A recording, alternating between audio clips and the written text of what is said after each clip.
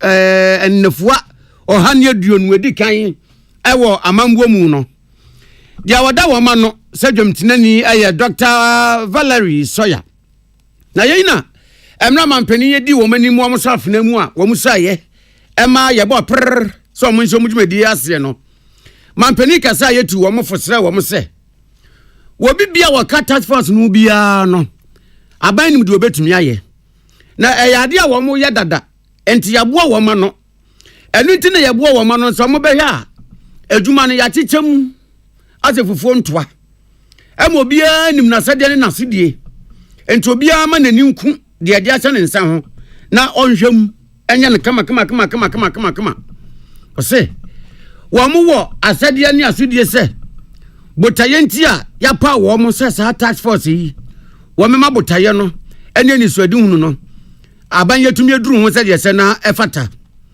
ne krakra mu na mampani John Dramani Mahama ebo amane se wo hwe etitre ne ani ntini a wo mo task force mu bie ebi ya aswafo ebi ya mampani futufo ebi ya aban mu mpanifo pa a wo mo ye pabene o wo mu gidie se aban ya se die ya ode ase wo mo nsa no wo mbeye ne pepepe intend to achieve within the first 120 days. Of course, several of these things are sectoral, and so it was not possible to conduct this meeting before the ministers of the various sectors had been vetted and sworn in. And so now that you've been sworn in, of course, some background work has been taking place quietly. And now that you've been sworn in, this meeting is meant to focus sectorally on the things that fall within your sectors. And that's why you've been chosen, because many of those issues are within the sectors that you are ministers of, so that we can hone in and make sure that we achieve them on target.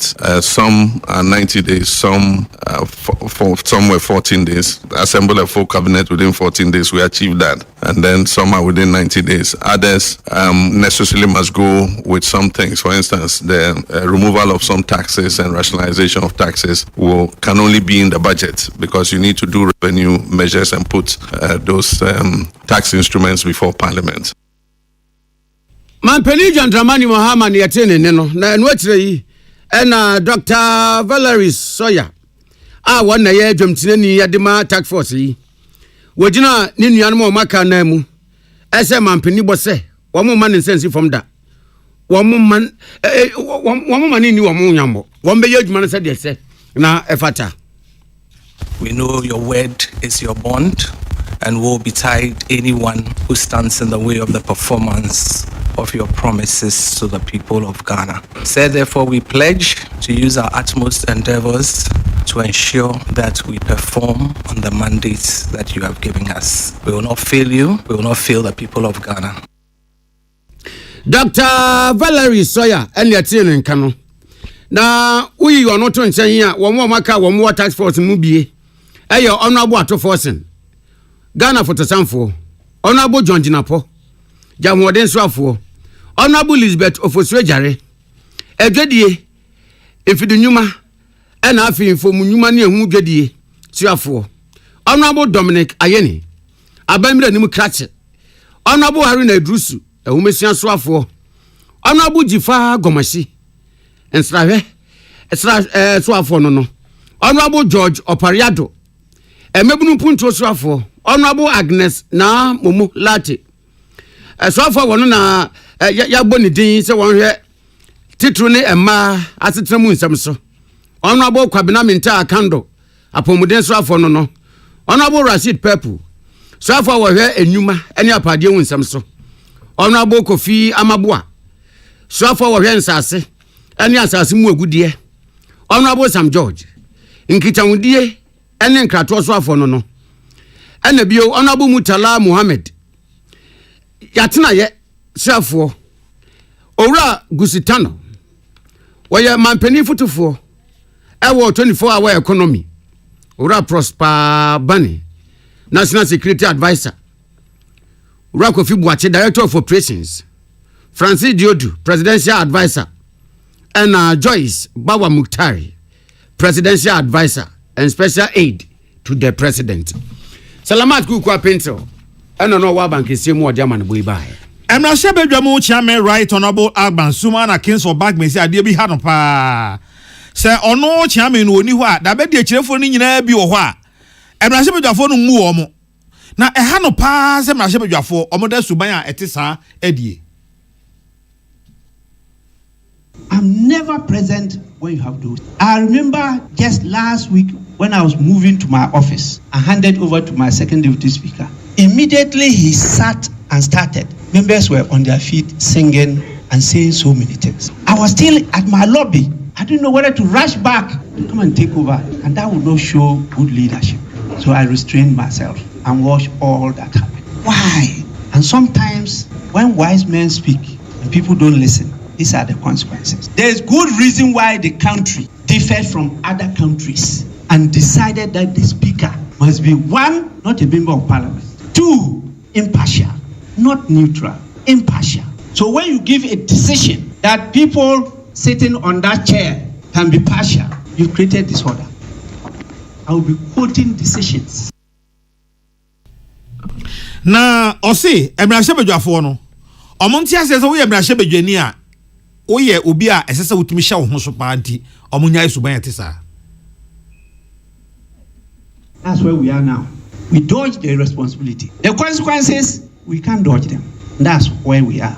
And as you've been told, it's not for nothing that at this critical moment, you and me are destined to be in the house. Some say reshape.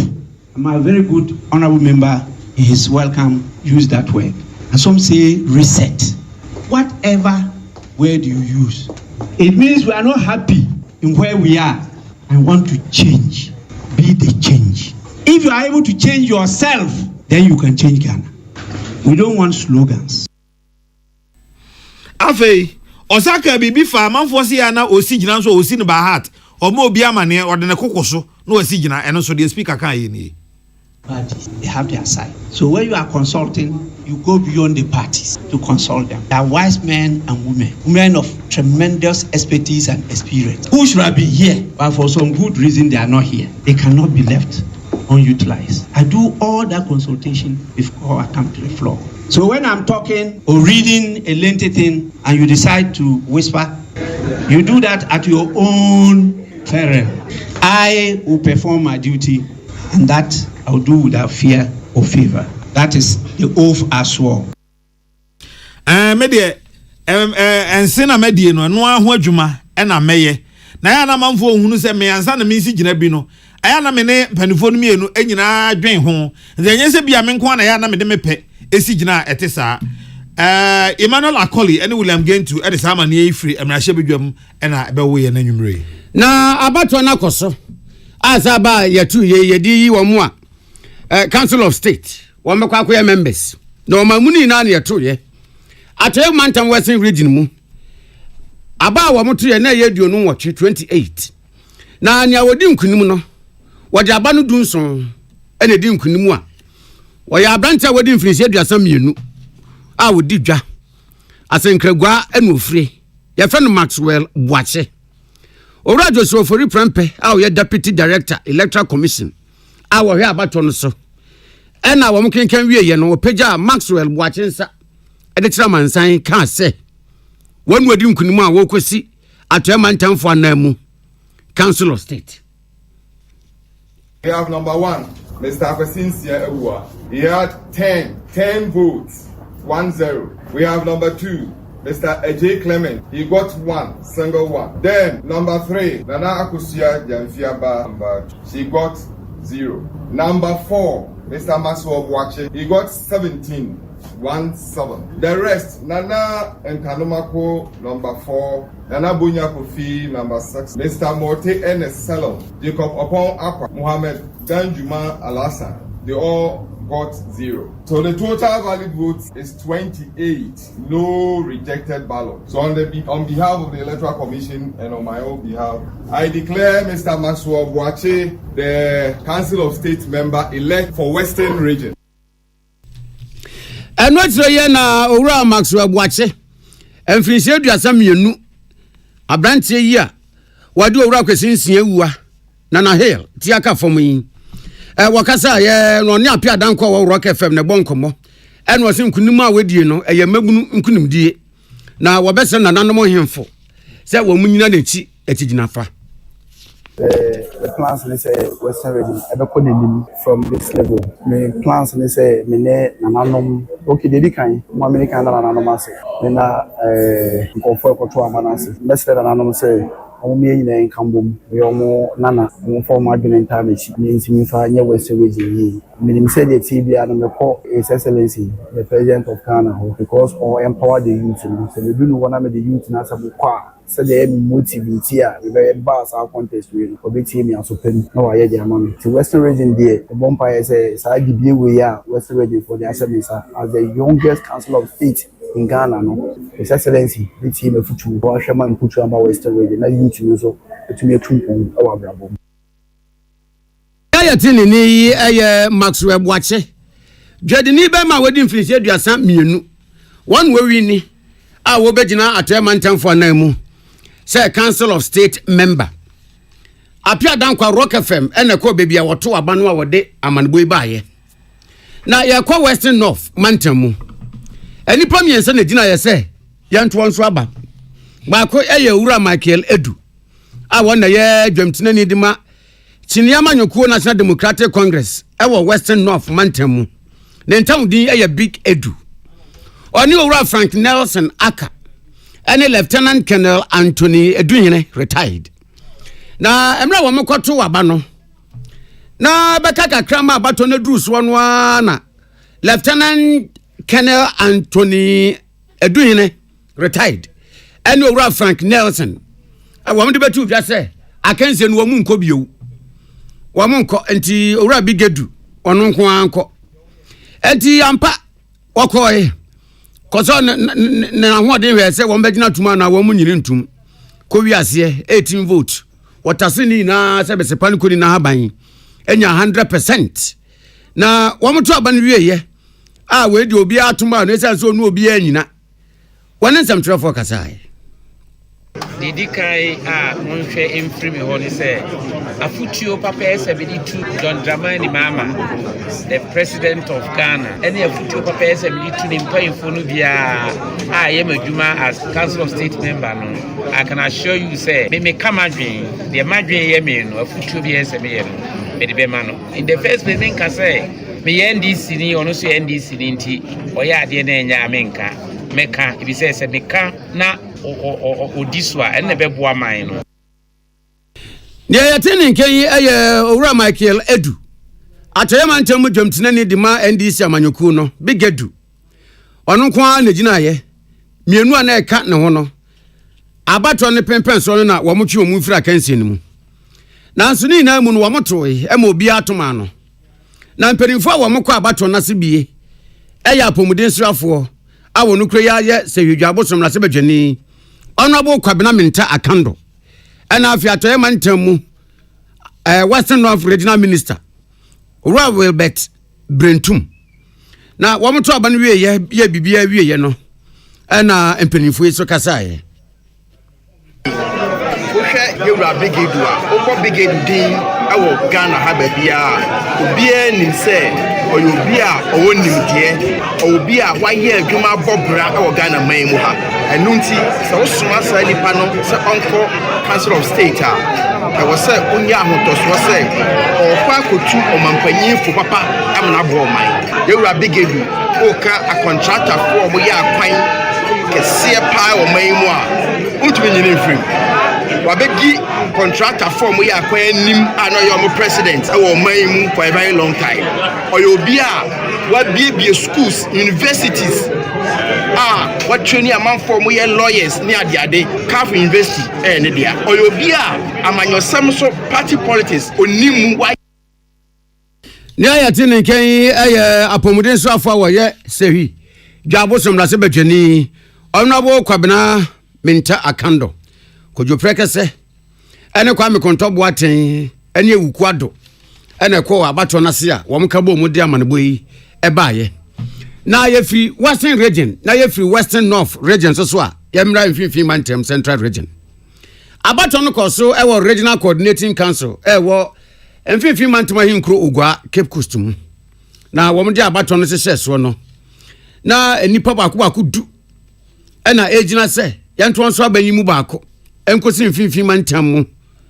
adehye wo ha na mu ɛwɔ Council of State adwabonim na mra wo mto aba no wie ya wo mo kenkan ye no na twifo atemokwa NDC dwamtinani chairman Hakim Ade a wonye mfinisi aduanan so 47 years ɛna wedi nkunim na ba wo mto ye ni na ye aduanan 44 ono nkwanya mudu nwotwe ɛna de aka no mo aka no kyeye na abana wo mto ye no assembly members mienu efifiri mansin baako aduonu mienu ya wo mantam no mu na behia ya wo mto aba no abato nachi ɛna Francis Ejaku Donko a wono ɛna na ballot paper no wada first onu onya 11 ɛna nana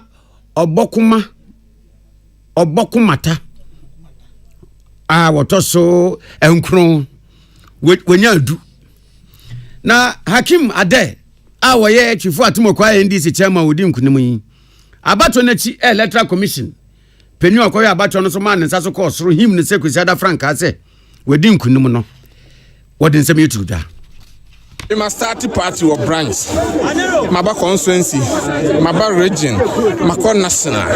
And no na me catch say me call for who say and your papa will be more so much to Abamamia, met me a boa party, and no matter Abama.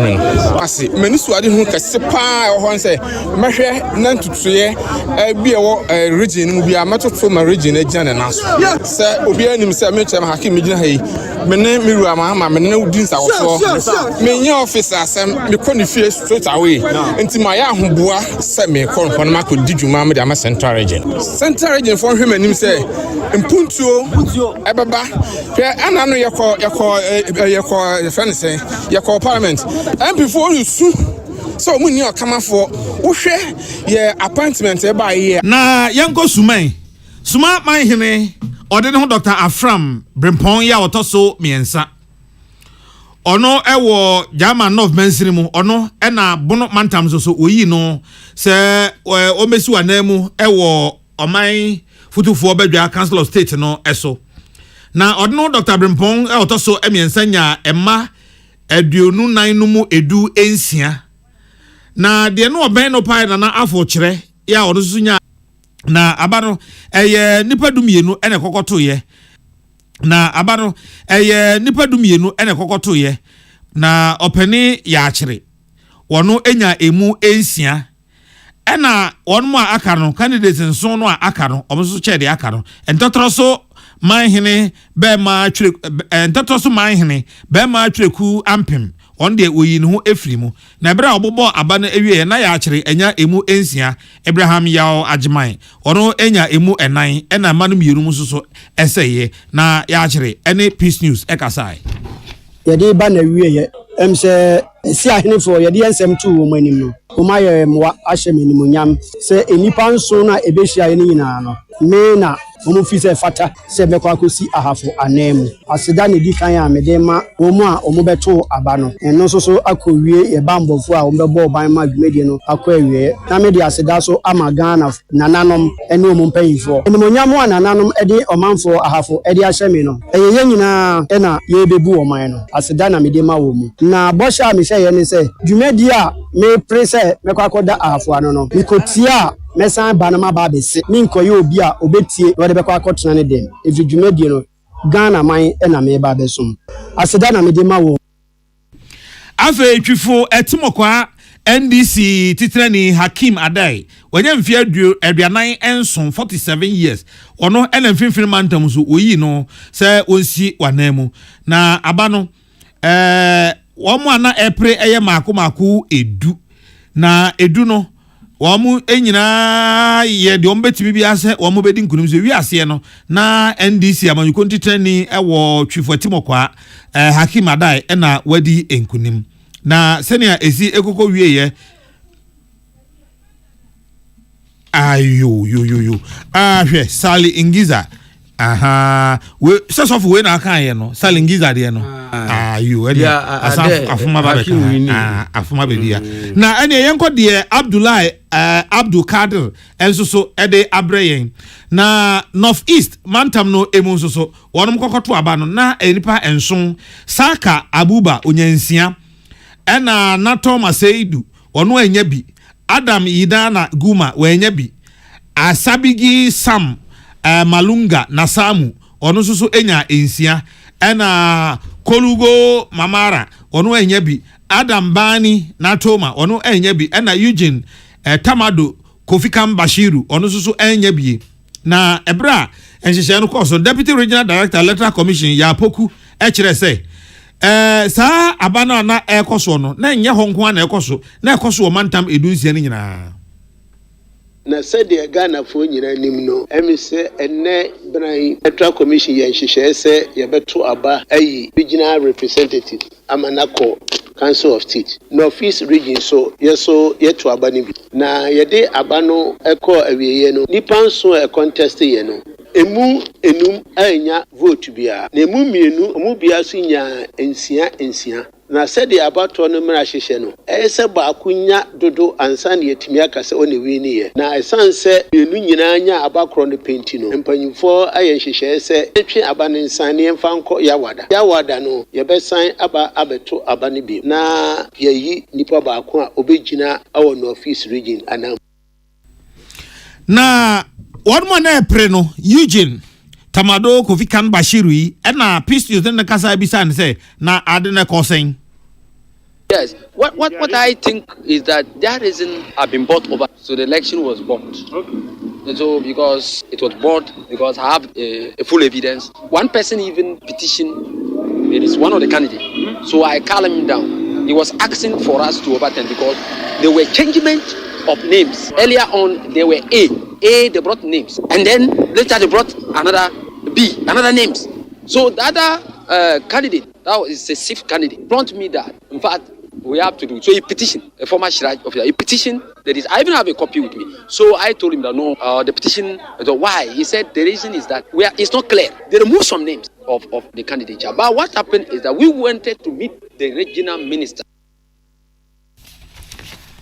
Na enhyehyɛ no mu no ɛsɛ wɔpɛ brɛ foforɔ na wɔde ɛto aba no enti wɔn ɛbɛsan ato na nyame yɛ adom a yɛwɔ ebe ebusumi de to so edumiensa no na ɔmbɛsan ato aba no ahwɛ nea obedi nkunim ɛwɔ abato no emu na ɛno ɛna bɛma nofifoɔ so wɔn enya nea obegyina wadan mu na watena mampanin futufoɔ bɛdwa no ɛso yɛkɔ pue mantamu a kane madon frɛfoɔ ma ndi samanyoko no maame Evelyn Crying wono ɛna edi enkunim na ɛma no amoto yɛ na ɛyɛ aduosia ensia 66 onya emu edu enson ɔno a ɛpere yɛ no ɔmo yɛ aduonu ɛnan Evelyn Crying nya du nsia na de otoso mienu yɛ na afia asante afrifa ɔno nya du mienu owura esiedu ofe enya enkron kane NDC titrani owura John Owusu Amankra ya na dodo na afre no Jowak onu nya mu nwotwe afei Madam Glenda Mills so enya manumu enan ena candidates enan a aka no so wo mo enya ba de odika nya miensa de oto so enya mienu ena de oho so enya mienu ya ni nyina no saa ena ekoe candidate makoma du na ekra de aba no wo mo enya bi kra na bro obobo aba no ewie ye no maame Evelyn Crying ya wodi nkunim ene Peace FM etwetwe nkomo Any aji te ya bre na ose ni amanfo hwe free me ho eye nkambo development any asudri enti ni ameka kire nyankopon any delegates any obibia oba ha bebo mi kidom ni se nyame hra mu nyina me de mi vision to dwa eno na honorable assembly members no ehu se adwen ane susu ye wo mi na obi anso nim se me action woman me pushi e ma abaso de di kan mampane no paka se obehwe na bosumi bi opa bibi kakra ma enema mdi gu krata so ma wo no me hwe se me ka ho asema kire o man na ode aye adwuma onhwe na ma assembly members ni bi na tetime yesi moto no enfi ho na yemfa nkoka na omo so omo ho to won omo ma e wa fe ene o mankasa wa fe metu o mampane fu na wa hwe na afe yen reading yi enema aka echi wo mu no na hwe se eni o mampani beka ho asem na wa be ya man na Eastern Regional Minister Rita Ejeyi Awate enso so eda assemblyman asefo pa assemblyman woda o masepa se wonum ato aba no jojojojojo ama ye ato ye. We just want to say that we are grateful for a fruitful election, and signals are showing that of a truth we have for the first time a woman as a vice president. I just want to thank all the assembly members for a very peaceful election, and I want to thank everybody here for giving us this very beautiful atmosphere to conduct this election. And I thank you people for adding another woman to me in the region. I say I am grateful and God bless you. Thank you so much.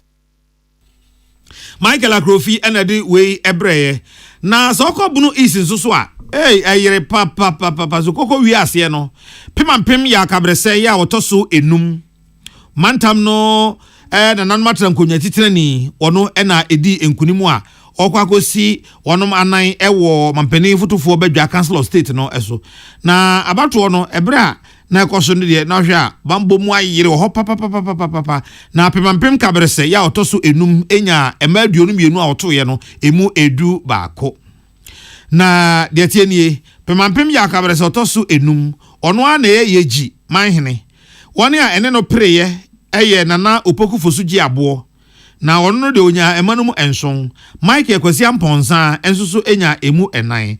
Director of Electoral Commission bono East Emantam no eye Dr. Gabriel De Yeboa ono susu enen sentro for twetwen komo e de abato no sinsanso e ho amane etudwa ana ejina se yento abama wo mo. So at the end of the day, following the result, Trump said the fifth had 11 votes. Ofori Dancing, Patrick Kobana had 0. Michael Kwesi Amponsa had 4 votes.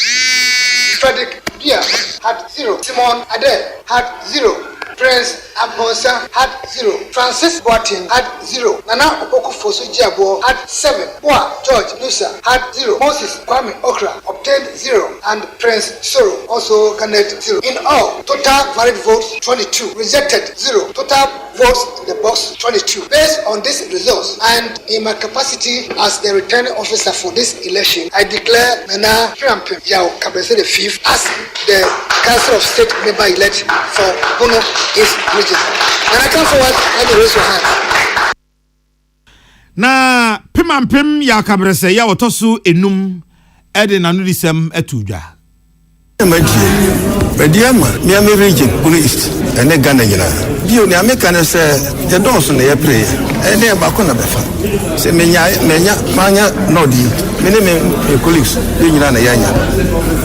Na bibi se no na se me pe impuntu aba region no a se me manfo, especially assembly members, DCs, MPs, and the ministers. Say you know in Kambo, the intimate pre to Edeba. Development. The Yina so pa ne, the Mumasia, and there Yina Yawahi, Domi, Yamoma, I swear in a page I be doing that. Say Obi a Bayer factory, say cassava factory, say Uni Skuni Media, we are entire entumpo. The Yina on education of a Bayer, Nedi Kaya, Mene Suku, and Pinufo Befa Education regional director and money this director and befa ho adwene you senia eno befa no to mapafra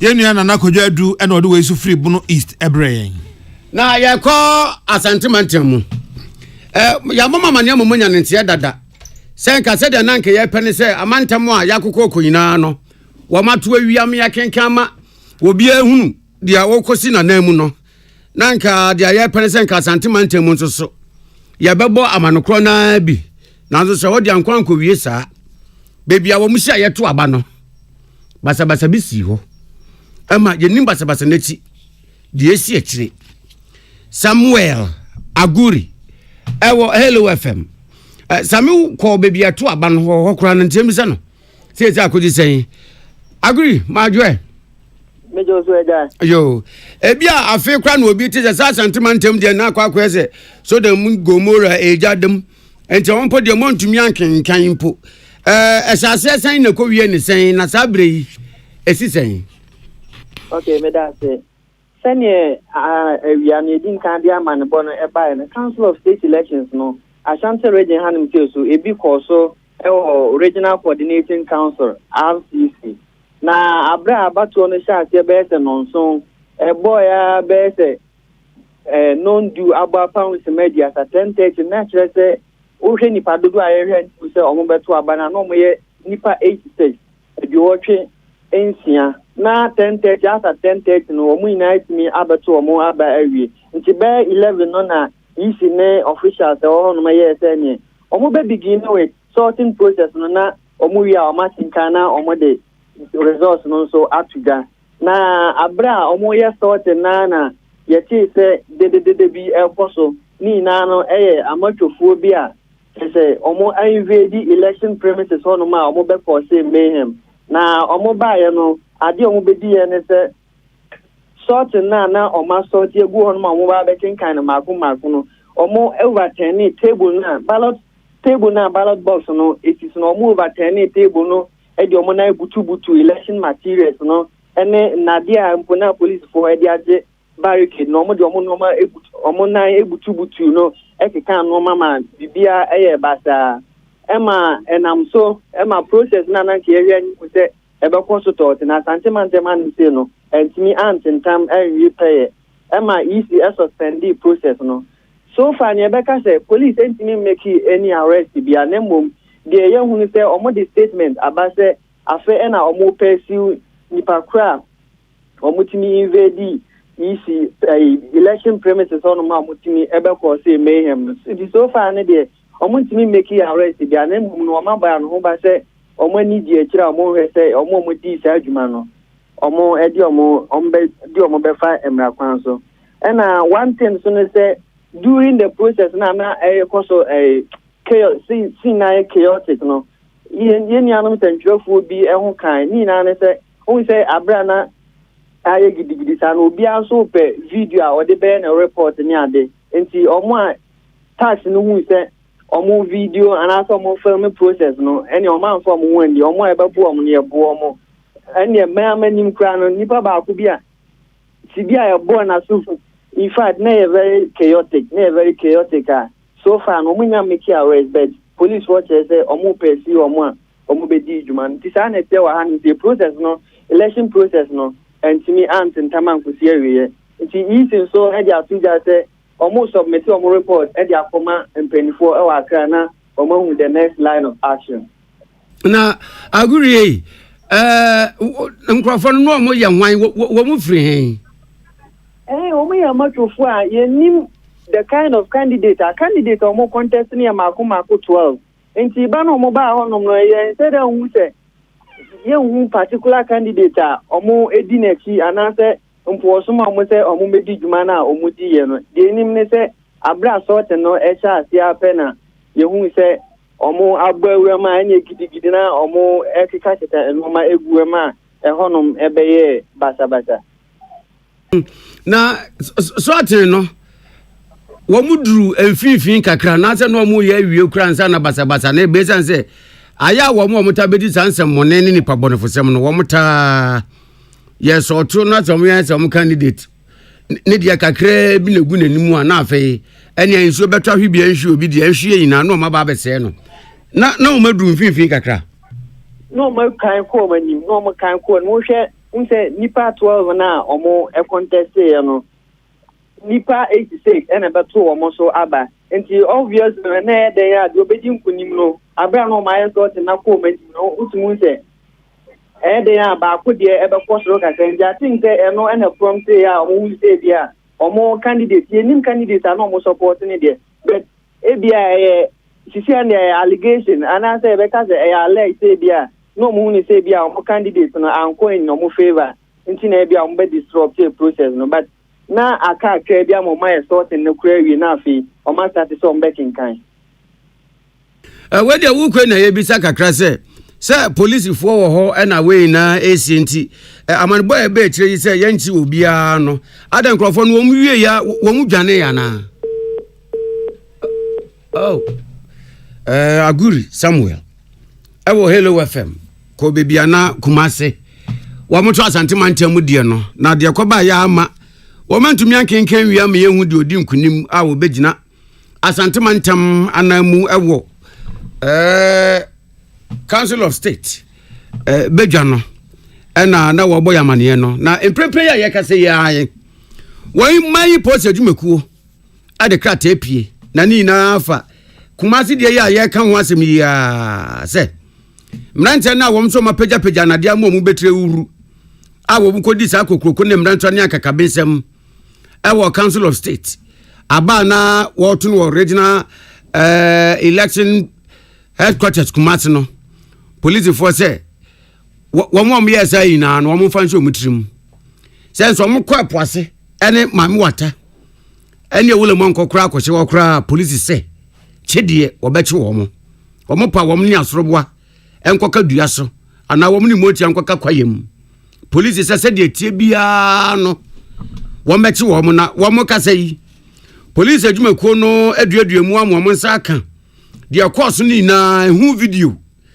ama wo mo a wo mo di sansanfo ni na no police hu wo manim obi ahwene se de sitie nani na so ne bibia ewo wo mo pictures wo ho a wo mo di betu anamo enti baby wo mo hye no police se wo mo ba dan ya wo bechi wo na ye do mafa emra kwanso se de se na efata na ye de kasebo ibrahim ya de yatie every abankasie mu ene se mampani ni chidom hene chief of staff edna nsa hye krata ase kire se obi a ye fa wa ban adwumam ye to aba wiye 7th December 2024 ansa ne ye fo aba adwumam ama okrata no wanka se tie na te na hye no nso na te ase se wa appointment na ye de ma no ye twam edisi ye fo aba adwumam ebe ani ato aba no awie a ye to aba bronya bosome de to so nso no ansa ne ye fo adwumam a ye twam sa appointment no enye adwuma to pa kina kra no menko adwuma ama chief of staff ahye se abanyuma fo ni omo moda abanyuma ni nyina no omunye ni ombetumi se be ya ombe isa nkofo ni nyina free aban enkrata mu ti obi a ye fa wa ban adwuma mu ebra ni ato aba no awie no aban se watwam sa appointment no enya anya adwuma to de san ko fie no ko bo fie fo amane se unya adwuma wie nso anya anya yi wasan abafie ento akase ebo no so edom kuma no ba no dani onmunyamfo Alexander Kwamena Afenyo Markin kire se ehun be hia se ni manimu ya apomde so afo onmunyamfo Kwabena Minta Akando ebeba mna hye bedwam no wa be kire cholera ya ati se ewo afutu ewo fifiri mantamu wo se ye kasai cholera cases nko abaye ahanan ene edu emienu ena mansiri mu honko a apomde adwumayefo no kyese wo monsa aka na saade we ena onmunyamfo Alexander Afenyo Kwamena Markin se ha adwene panti osofo hwa apomde nsem so no omra na o ma kyekire mu de aban eye ede afa cholera no a atiatese e Ghana no ho. Speaker, on my part, as a member of Parliament, I've made available a pickup to enable the health directorates continue with its education and supported them with some funds for their activities. Mr. Speaker, this is not enough. The central government must immediately intervene to save lives. The people are suffering. We also need additional supporting staff to be deployed to Winneba. Mr. Speaker, the Minister of Health must direct other health professionals to support the directorates to enable them contain this unfortunate outbreak. Mr. Speaker, without more, I would want to rest my case and call on the Minister of Health that within a week he should come to this house to brief this house on efforts made thus far.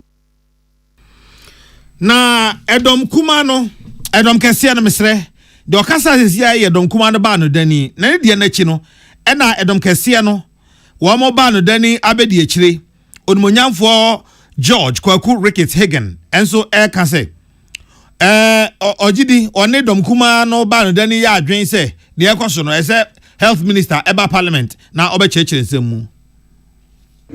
And I know that a lot of effort is being made in this cholera we are talking about, which is obviously affecting the people of Central Region. Mr. Speaker, some of the issues are actually to do with sanitation, which and not only the health minister, but I expect that the minister who is responsible for sanitation now will also move in there and find out exactly what is going on. I know the doctors are working around the clock, but as cholera is usually ahead of the attempt to try and curb it. And I'm very happy that my honorable brother has made this statement, which is seriously affecting the central region. Kwaku Ricket again, and Akan and the Krakramu, Akan Central Nashebedwani. Onmanyanfo Patrick Yabuama, and so Edna Noto Saha Asemi Emu. A very serious one as such, and in 2014, cholera took the lives of more than 200 of our citizens, Mr. Speaker. So if this issue is cropping up again, then we require of the Minister of Health to appear before the House to brief the good people of this country on the steps that he is taking to curb the rise of this issue. Secondly, Mr. Speaker, CSM is also on the increase and is taking some lives. And I believe that it is very, very important for the health minister to appear before the House before the end of this week to brief and update Ghanaians on the steps being taken by government on this very important matter. I thank you very much, Mr. Speaker. William going to any Emmanuel Akoli, Edway, Efri, Emrashabujum, Ebre. Now, Honorable Parliamentary Akan, Health Minister. And I wait now, Banana Mwasha Bosse. Ebano, and Yama was a binding Guaquemu, Ayarasa. Any Ayarisha, Akadia. Ghana Fonja Bindi. Abanya Kumaswadi, so Beni na ma Ghana Yare, SCP, Esitana, Eviamudi. Was in the same. And I bet once a summer Ghana economy no. Edina and answer and say economy no. Nina Jina Wamano, a pomodin, eso. The senti was not saying any say enche. Woman, one more watch ever. I will Ghana ya pomodin, and Yarasania, Ayarishomuno. Womu Bessia, now Wama to Adjune. Afa Quanya, Yadebe Yayareshe, Yapomodin, and Yayarasabia, a ye in Ayakrabeshe. Kenya ni se Ghana amanfo mo Ghana mo benya apomodin papa ye benya a hospital papa akọ ye betimi atwa hospital ka no bia e betimi nso anka ye benya ye bebo ye ho ban afinyare wa ho eno na health ministry ye obo a ye nti obi anya ahotoso na mo nyina momwa because men said uncle fire into house no akasa ko hospital me nyini se obi apayare nti the preventive aspect no must also be intensified the quite be fast one ye boy ho afri ye ho ban afiyare wa ho diabetes pressure cancer sa ne mani nyina no nyina no mo media phone na maye mo camera na mo de twa me nyina no mo so mo asodie ne bi ye politics na da bia sensational news ne nko a de apomudin sam de pese mo hyemu kana nka mo soro no pa bia on your radio stations on your TV stations, like my friend medical doctor Bako and a district health director. And what's the year now and some trouble, Ebisa, Honorable Parliamentary Akan say. Na agenda 111 MPP Amanyukuna Mambua Breso. What the buyer no, one more day. Very encrating. And now I'm sending a ranking member into near many people who are the minimum that minimum say agenda 111 there and your cry and no, but my baby. After the battery of Bossy, near Cratten, near Kutum and Payinfo, near Queen Beer, Fasua, about Bob or Mino, Jabba Fasum and Abo Mino. When you are one, I'm on Pine, I'm on one day more. I'm going to mean you. One person, no, I can't do it alone. When you are Bois, that's a Muslim Babuan Quadia, who get there. Upon this for Nabo Parliamentary and count on your tin cano. Could you practice what if you are serving so western of Mantamu? One a diamond boy, a buy. Now, ewiase nyina ewo da bia wo isi ho ede ekai abefo internet ya yedidi dwuman ene se de ewiase nyina yedidi dwuma fa na ene dey ya ye bosum ye nde to so edu ba ko no ene ewiase nyina yi sada ne si ho ede ekai na afi wonum eni so ade hunu ene se ne be ya ye betumi abo emofra ho ban ewo tutuasa ne basabasa ekoso ewo online ya na manfo ede ehunu nkwada na omde ye ne ma bibiri ede ti asa nkwada no wenti Ghana Internet Safety Foundation edne ho akwakodo amansan ekubatan amasa nhihye wiase nyina de omso edibi na semtra afi wode to so ene se be ya ye nyina ye beka bom ne internet no edidi dwuma no ya ye ne yie na Cyber Security Authority for ena edi animu emasa nhihye ekoye Cyber Security ya kan wasemi Ministry of Communications and Digitalization ase na ebra wonum edi sa dwuma nyina nkakra no UNICEF ene UNESCO fo nyina nso asom ama ene abe wiase nyina de kese na we ena Director of Programs and Outreach ade atudwa Gabriel Ofori apia ene Pistons ahwehwe enkomo ene ode atudwa se saa dai eyeda eye da hiama wiase nyina esanse ye boa mo ye mofra no ban e wo internet ne kwa mo fa so edidi dwuma no ho a e boa yen e ma oman no yetimi gigina ho. World Safer Internet Day, a day via Obi Biara or access to any digital space. Yeah, Africa, you know, you bet me I heard the 21st century. That is to see our barefoot and our generation are obey. Kwanya, you better share our social space in the so. Now, ye decan can see a ethics. Kwanya, Osho, Kwanya, Ubi, our online. Indeed, they are talking me online safety. Now, sir, after a few days, ye kura telephone, ye kura computer, ya link it to the internet. Ye didi ejuma shronko. Say esi e share wonsu ye. Ye ha man 43 ewo online no say online bullying. Eye ham ewo bia bebre so. Ye tosu me no digital right and responsibility. Afe ora ofori apia ya ono ene ye penia oda sa dwumakoyi ano wose wajiri ye pa sese Ghana fo nyina eboa bomofran ban ewo internet so a nkebe ya sempa papa e dia ma obia esanse wo mo Ghana Internet Safety Foundation a oda no omadwuma ene se obaboa se ne be ya obia enye obia yakayaka de ewo internet so obi biara use digital no e de ye niama omo ton niama online omo sua de wo online they say abeyafo say obi bia kura betimi sua de mbro tini fie obi biara betimi aye adwuma mbro tini fie saa bre no eye abre a ese ye sua eho akade ye wade bi of them disinformation and misinformation say one share obi de 1 cedi better no 5 cedi e was our social space ne so na de ha imbeburu sesia ye friend of sextortion ye dada wo emo mu yi omo ho say omo pesika na sa sika no nipa na sa ka kire ne say o de ba be gu nanimu ase na depression ha young people ebi mu ku omo ho ebi mu tseni sika say yengu o manimu ase yengu onum anim ase na sansem we ho no wan fancy hwa o se se ye ka se ne be ya internet ho ebeti ama obia na obia nkohunu na obia wo ho a 2025 dey so ayeye ono do ogidi ye pa se asemte no omde ato so no asem hia ena asem hia so your youth na utie a emra so say ye boy ho ban ta digital safety abeboa say ese ye ahwe yie it is too good to be true enye niam e wo social space ni so nyina na ye no kore AI ebe obi a ne picture da ho enye hwe AI mitini ma picture ne nante ese ye ahwe yie we need to think before we post there will be a digital footprint bibi a ode tu obi a enko nti wo ya wofo na utie mi a se wo ba twitwa no ho ato a daache obi minister picture no bi ba ko faba na de asem kese e na abre busua no se wo ka peni bi ho asem wo social space a hwe wano kasa yiye enye saa ebesan aba won chen ebiem online safety is a must say ye nyina ma internet no ye a better place for all of us.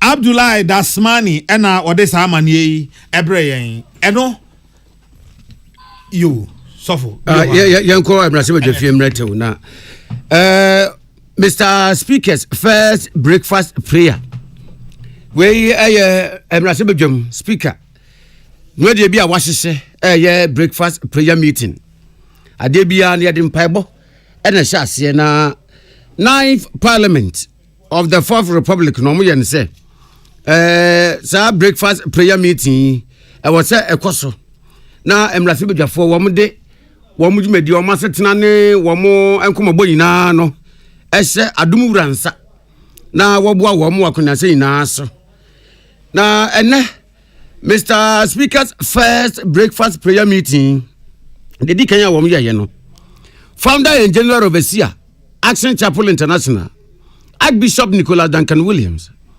and na woton sa friend so medu o manimu na empaibo no enkoso empaibo no ko na wie ye na Archbishop Nicholas Duncan Williams ekasa no se ebeye pa se wo mamu na nkasa no ye benya ye ni suade hunu se wo mamu no wei na ye pe eba na apomudin mu a sei na ye pe no ebe no masua mu a bebia ye ni suade hunu ewoni wo se no beboa se ye beja dia ma amanyokuo a ebedi aban sɛ wɔn no wɔn fa enisuade hu na wɔn di bedi wɔn ma no so emra akoba no sɛ bibia no ma no nko nanim esan sɛ we ba na sɛ wɔn enisuade hu no ba e de bɛsɛ sɛ wɔn ma no mu na wɔgyesi wɔn afoforo ba ɔnto aso wɔn nso de ne deɛ na eba na emum sɛ wɔn ma no ayɛ baako ɛda hɔ sɛ eba na pomudin a enisuade hu no ne yesi wɔn man enti anu ɛda hɔ woyɛ amanyoko no ɔba amambuo mu a ɛda hɔ dada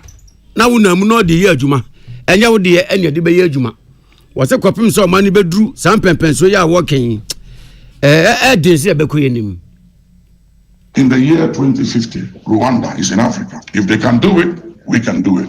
UAE has a vision of 50 years looking forward to celebrating 2071, a national vision. China have had a vision for 100 years looking forward to celebrating 2049. India have had a vision working on a vision of 100 years, vision 100 years, looking forward to celebrate this vision in 2047. Europe, 100 years vision, the UK, Germany, until Ghana has a vision, a national vision, where all political parties can bring together their manifesto and have parliament to sit and look at how best we can take from every manifesto and bring together, have a national vision for the next 25 years or more.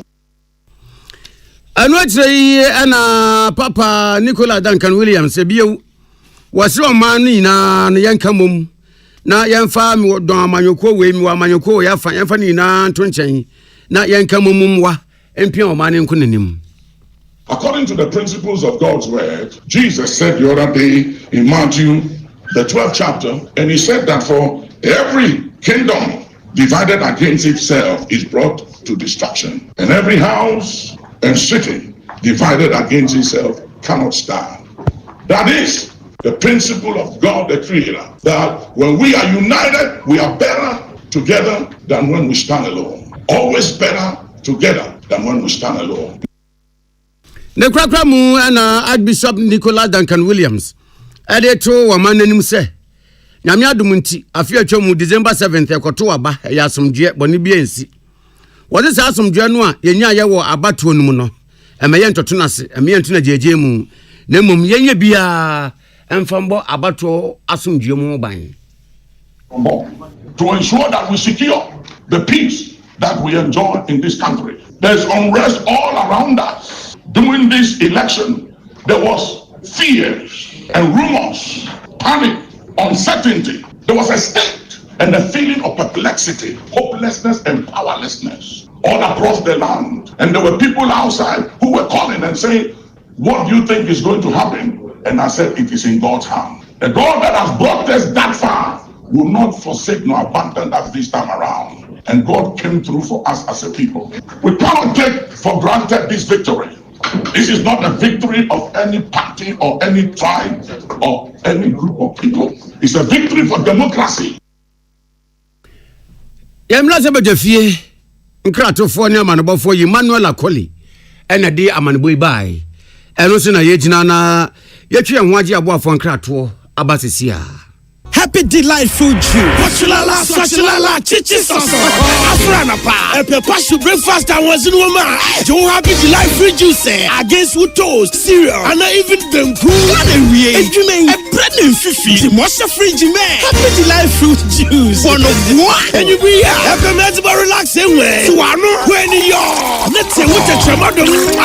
Happy delightful juice. Off and a baby I bring you all day long. One fruit juice. I'm happy delight. One different flavor. Different size. You number 1 liter. Number from NG 150 and 250 ml. Ebenya healthy life shows on your supermarket. Happy life fruit juice, loaded with taste. 14th February 2025. Valentine's Day.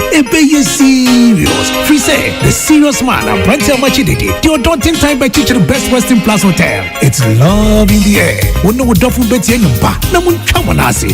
Vows Day with the legend of Brent Machididi. One Best Western Plus Beach Hotel. Accra, Nungwa. Times 7 p.m. sharp. Tickets. Dial star 713 star 33 star 20 hash. And now reserve tickets of 050-965-1381. Regular 150 Ghana cedis. VIP 250 Ghana cedis. And your pals there with the legend of Brent Machididi.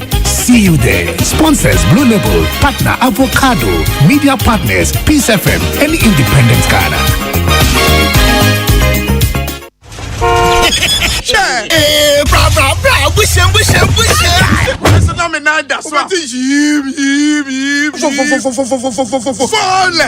So can move smoother on them engine oil. It's bogumo engine oil. On your valvoline.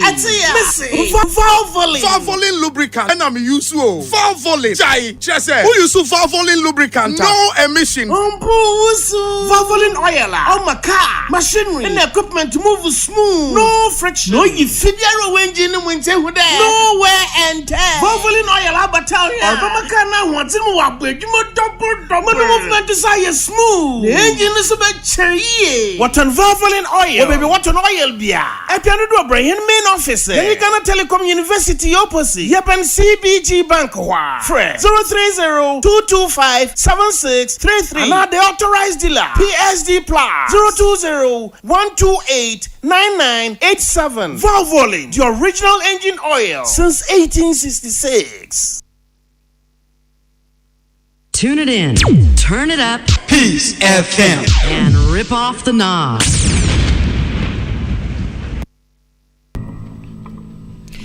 Absafo Yamamo Akwaba and some of the Bremo Numre, they did Marcotin be in here. My penny Dramani Mahama at the tax force beer. Wabe Buama and Yama Bako Donuncia, Sineniso. As a band in the 400 June, di na Mambuo, Akano, Wame Yamana Bem. Speaker of Parliament, Right Honorable Abansman Kingsford Bagman said, so Tuno took a crabia. Subani ni yebia yam rasebuja for the dino, then in young woman yai. Maxwell Watchy, within free said you are some you Western North, Western region, about what 2 year Council of State member no, one in wedding Kunimukojina, Western region for Nemu. Honorable Kwamna Akan Rakasa, say Apomuden Wakadia, and the here be say Ghana Yayare, a baby mudino, Aban Beye. Honorable Alexander Fenyumarkin, minority leader, was a cholera idea no ampa, a man who minister Pauko Futu say ya, a dear. And Honorable Kwamna Kando, Apomuden so from Ram Rasbeji. Now on the book cholera and 1 man ye, and Fancheron. Nana Yaukesi, Ena. Oh, Nana Kwame Amo. Oson's chemist, the Oson's Gala capsules, Besoya Sene, MTN say, Baby Abaka Munkum Hata Hobia, MTN Ewoho. High sense Ghana home appliance be our pesa autono. High sense and Albinia de nebo eda form. Dolphin roofing systems so any. Dolphin say.